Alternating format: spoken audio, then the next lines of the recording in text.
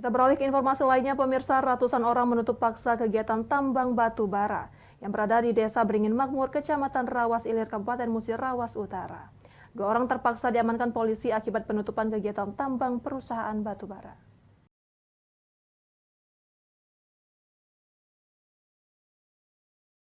Beginilah situasi ratusan orang sewaan PT Sentosa Kurnia Bahagia menutup paksa kegiatan tambang batubara milik PT GPU di Kabupaten Muratara dengan cara menghadang aktivitas pertambangan.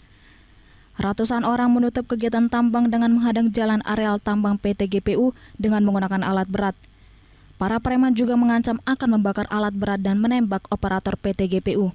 Dalam kejadian ini sempat bersih tegang antara warga dan pihak kepolisian yang meminta agar aktivitas batubara PT GPU kembali dibuka.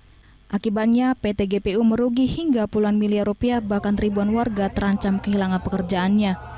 Dalam insiden penutupan ini, personil Mabes Polri turun tangan dan mengamankan 2 orang warga yang diduga menjadi provokator.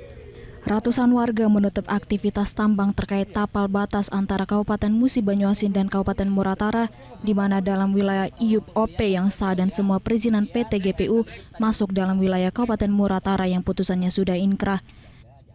Dengan sengaja merintangi meletakkan alat beratnya di areal jalan hauling milik PT GPU Utama, sehingga untuk masuk ke areal tambang antara mes karyawan itu nggak bisa masuk, bahkan tidak bisa sama sekali alat berat maupun LV yang membawa logistik dan sebagainya untuk masuk ke areal tambang. Nah, ini berdampak pada stop totalnya aktivitas pertambangan PT GPU Utama.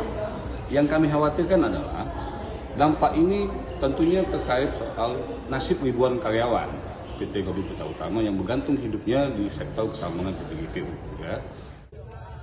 Dari Muratara, Sudirman, iNews melaporkan.